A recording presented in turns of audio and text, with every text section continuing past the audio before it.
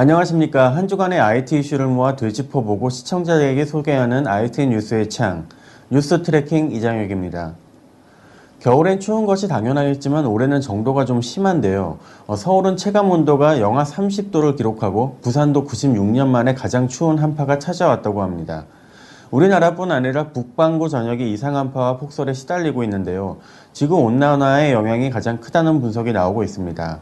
19일부터는 추위가 조금 누그러든다고 하니 조금 힘들어도 며칠간은 추위와 계속 싸워야 할 듯 보입니다. 주간 핫 이슈 시작하겠습니다.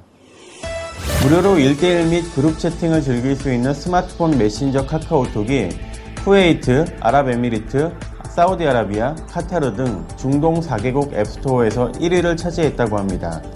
중동 현지에서 근무하는 코트라 관계자들은 카카오톡의 노란색 TALK 로고가 매력적이고 또 무료이기 때문에 중동인들에게 인기가 많은 것으로 분석했는데요.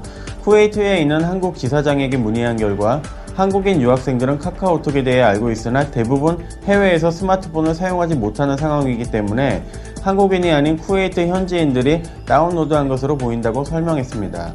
현재 쿠웨이트 스마트폰 시장은 약 30만 대 규모로 추산되고 있으며 애플 아이폰 4가 주도하는 가운데 삼성 갤럭시가 추격하는 양상을 보이고 있습니다. 아이폰은 약 20만 대 정도 보급됐으며 갤럭시는 5만 대 정도로 보급된 상황입니다. SK텔레콤이 오는 7월 4세대 이동통신 서비스인 LTE, 즉 롱텀 에볼루션을 상용화하기로 하면서 이동통신 3사가 또다시 새로운 경쟁 체제로 돌입할 전망입니다. LTE는 최대 75Mbps 다운로드 속도와 37Mbps의 업로드 속도를 제공하는 차세대 규격으로 현재 3세대 이동통신인 HS-UPA에 비해 5배 이상 빠른 것으로 나타났습니다. SK텔레콤은 이달 중 장비업체를 선정하고 상반기 만구축에 들어가 7월 서울 지역을 시작으로 상용화에 나설 예정입니다. 오는 2012년에는 수도권을 비롯한 전국 6대 광역도시로 서비스 지역을 확대하고 2013년에는 전국 상용화를 이룰 계획입니다. 그러나 모 이통사 관계자는 네트워크망이라는 것이 처음부터 완벽하게 구축해 풀 서비스를 할 수 있는 것이 아니기 때문에 오는 7월 상용화는 시범 서비스에 그칠 가능성이 크다며 결국 통신 3사의 LTE 전국망 서비스는 2013년에나 본격적으로 이뤄질 것이라고 예상했습니다. 이제 미국과 유럽에서는 페이스북에 가입할 사람들이 거의 남지 않았다는 외신 보도가 나왔습니다. 실리콘밸리 지역신문 세너제이 머큐리 뉴스는 세계 최대 소셜 네트워크 사이트 페이스북이 미국과 유럽 일부 지역에서 성장세가 주춤해지고 있다고 현지 시간 16일 보도했습니다. 시장 조사 업체 인사이드 네트워크의 조사 결과 페이스북 가입자 6억 명 중 25% 이상이 미국에서 발생했지만 지난해 12월 중 페이스북 전체 가입자 중 미국에서 발생한 비율은 고작 5%였습니다. 이 같은 수치는 더 이상 가입할 수요가 남지 않았다는 뜻으로 해석되고 있는데요. 반면 이번 조사에서 브라질과 멕시코, 인도, 대만, 필리핀 등의 가입자 수가 미국을 앞선 것은 주목할 만합니다. 애널리스트들은 페이스북의 미국 가입자 수의 감소세가 매출 하락으로 이어지는 것은 아니라고 설명했습니다. 1억 4,600만 명이나 되는 미국 가입자들이 페이스북 사이트에 오래 머물도록 하는 방안만 나오면 수익은 보장된다는 의미입니다. 애플이 태양광 충전 방식 아이폰을 제작 중인 것으로 보입니다. 미국의 지디넷과 시넷은 애플이 태양광 에너지를 부분적으로 이용한 전원회로 기술로 특허를 받았다고 현지 시간 13일 보도했습니다. 이 기술은 휴대폰과 태블릿 등의 단말기를 급속 충전하기 위한 태양 전지판 제작과 발열 저하 등이 핵심 내용이며 구체적으로 전지판으로부터 얻은 태양광 에너지를 단말기에 맞게 변환 처리하고 배터리 전원으로 공급하는 기술이라고 합니다. 이에 따라 아이폰 5는 전력이 없어도 야외에 꺼내놓기만 하면 충전이 가능할 것이라는 섣부른 기대까지 나왔지만 애플은 구체적인 설명을 하지 않았습니다. 한 가지 주목할 만한 사실은 특허상에서 애플이 태양 충전 전지판을 탈착식으로 구상했다는 것입니다. 기존 배터리 탈착을 거부했던 애플 전략의 변화가 감지되는 부분입니다.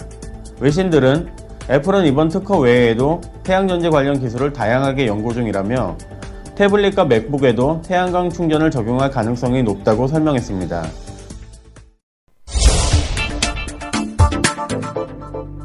얼마 전 막을 CES에서 전 세계 IT 기업들이 다양한 스마트 태블릿 PC를 내놓아 눈길을 끌었습니다. 마치 태블릿 PC의 춘추 전국 시대다라고 표현할 수도 있을 것 같은데요. 아쉽게도 이번 CES에서는 애플이 참가를 하지 않아 아이패드2에 대한 궁금증이 더 커진 것 같습니다. 이런 가운데 최근 아이패드2 출시 임박설이 터지면서 이에 대한 출처불명의 추측 기사가 난무하고 있는 상황인데요. 오늘 뉴스 분석 시간에서는 애플의 아이패드2 과연 어떤 모습으로 우리에게 다가올지에 대해 정리해보는 시간을 갖도록 하겠습니다. 오늘 도움 말씀 주실 지드넷 코리아 김태정 기자 나오셨습니다. 안녕하세요. 안녕하십니까. 최근 하루가 멀다 하고 아이패드에 대한 출처 불명의 루머가 쏟아져 나오고 있는데요. 새로운 아이패드에는 여러 가지 기능들이 탑재될 것으로 보입니다. 신빙성 있는 소식부터 정리를 한번 해주시죠. 애플은 보통 1년 주기로 후속 제품을 내놓습니다. 이에 따라서 아이패드2는 올해 4월에 나올 것이 확실시되는 분위기입니다. 애플은 이에 대해서 별다른 말이 없지만 전문가들은 올해 4월 아이패드2 출시를 거의 기정사실로 받아들이는 분위기입니다. And we'd like to show it to you today for the first time. And we call it the iPad. 문제는 사양이죠. 작년 말부터 아이패드 사양에 관한 얘기는 많았습니다. 확실한 건 없지만 올해 들어서는 더 신빙성이 높아진 얘기들이 나왔습니다. 신빙성이 높아진 이유는 대만에 있습니다. 대만의 아이패드 공장이 있죠. 폭스콘인데요. 애플은 폭스콘에서 아이패드와 아이폰 등 주요 전략 제품을 만들고 있습니다. 디지타임즈 등 대만 외신들은 이 폭스콘 공장에서 소식을 접한 것으로 보입니다. 최근 보도를 정리하면 이렇습니다. 아이패드2는 가로 186mm, 세로 238mm 크기의 앞뒷면에 카메라를 장착했고 듀얼 코어를 탑재했다고 합니다. 초기 물량은 60만 대라는 소식이 나왔는데요. 이는 언제든지 변할 수 있을 것으로 보입니다. 오늘 들어온 소식인데요. 스티브 잡스 애플 CEO가 병가를 냈습니다. 이에 따라서 아이패드, 아이폰 등 애플 주요 전략 제품 출시가 미뤄지는 것이 아니냐는 전망도 있는데요. 적어도 아이패드2는 그렇지 않을 것 같습니다. 외신에 따르면 아이패드2는 제작이 거의 마무리 단계이고 출시를 앞두고 있는 것으로 알려졌습니다. 말만 들어도 이번에 나올 아이패드2는 정말 기대가 되는 것 같습니다. 오늘 말씀 감사드립니다.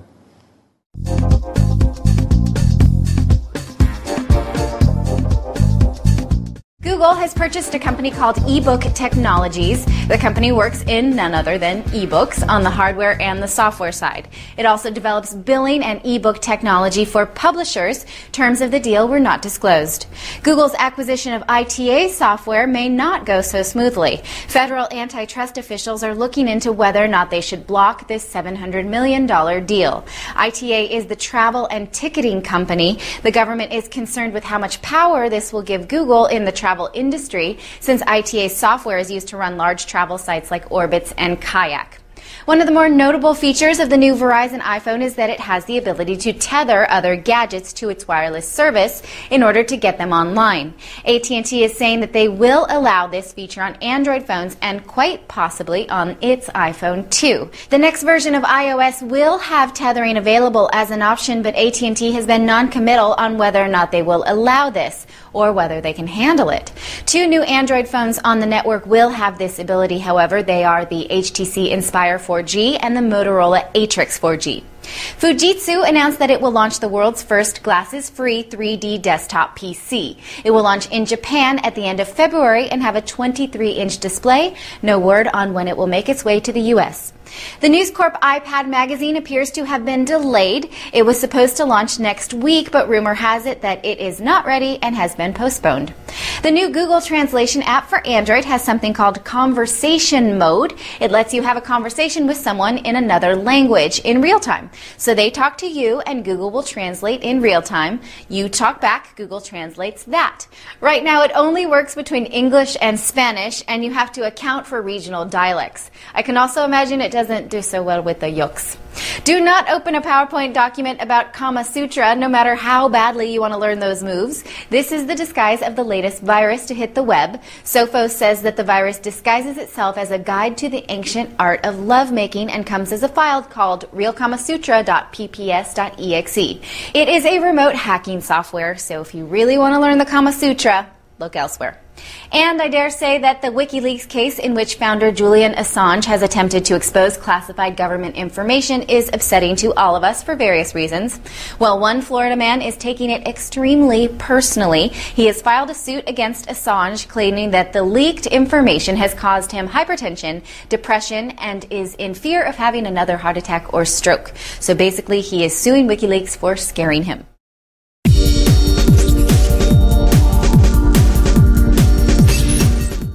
지난 1996년 인간과 체스 대결을 벌여 이겼던 IBM이 이번엔 창업자의 이름을 딴 슈퍼컴 왓슨을 내세웠는데요. 왓슨과 인간과의 퀴즈쇼 대결을 전제로 한 시험 대결에서 결국 컴퓨터가 인간을 물리쳤다고 합니다. 미국의 인기 프로그램 제퍼디 퀴즈쇼에서 IBM의 슈퍼컴 왓슨은 4,400달러의 상금을 거머쥐었고 인간 경쟁자 제닝스 씨와 리터 씨는 각각 3,400달러와 1,200달러의 상금을 획득하는 데 그쳐 컴퓨터인 왓슨이 퀴즈왕에 올랐습니다. 슈퍼컴 왓슨과 같이 시험 대결을 벌인 제닝스 씨는 지난 2004년, 2005년에 74회 연속 우승을 기록한 제퍼디 퀴즈쇼 챔피언이며 리터 씨는 이 퀴즈쇼에서 330만 달러의 상금을 챙긴 바 있는 참가자라고 합니다. 전문가들은 퀴즈 풀기의 경우 컴퓨터가 인간보다 뒤떨어진다고 여겼었는데요. 이번 왓슨의 승리는 중요한 의미가 있다고 분석했습니다.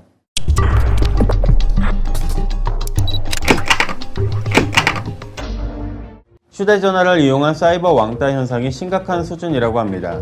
17일 고려사이버대학교 전신환 교수와 숭실대학교 이성식 교수에 따르면 지난 2008년 서울시내 중학생 718명을 대상으로 설문조사한 결과 응답자 중 13.7%가 휴대전화로 욕설과 놀림이 담긴 문자 메시지 등의 집단 괴롭힘을 당한 경험이 있다고 답했습니다. 휴대전화 집단 괴롭힘의 동기를 분석한 결과 재미와 쾌락을 즐기기 위한 이유가 가장 컸고 일상생활에서 느끼는 분노를 해소하기 위해서가 그 뒤를 이었다고 합니다. 이처럼 인터넷상에서 특정인을 집단적으로 괴롭히는 사이버 불링은 전 세계적인 문제로 대두되고 있는데요. 실제로 지난해 미국 매사추세츠주에서는 여고생인 피비 프린스가 교내 인기 축구선수 2명과 문어발식 연애를 했다는 이유로 혹독한 괴롭힘을 당하기도 했습니다. 동급생들이 트위터, 페이스북, 이메일, 휴대전화 등으로 프린스에게 수시로 모욕적인 메시지를 보냈다고 하는데요. 괴롭힘을 견디지 못한 프린스는 결국 스스로 목숨을 끊은 사건이 일어나기도 했습니다. 김승혜 청소년 폭력 예방재단 위기상담 팀장은 최근 우리나라에서도 피해 학생이 따돌림의 증거로 휴대전화 문자 메시지를 제시하는 경우가 대단히 많아졌다며 휴대전화 등을 이용한 사이버 괴롭힘은 오프라인 왕따의 연장선상에서 이루어지고 있는데 스마트폰을 이용한 괴롭힘의 형태가 다양해지는 만큼 관련 대책을 조속히 마련해야 한다고 덧붙였습니다. 이상 뉴스 트래킹을 마치겠습니다. 다음 시간에는 더욱 새로운 소식으로 찾아뵙겠습니다. 감사합니다.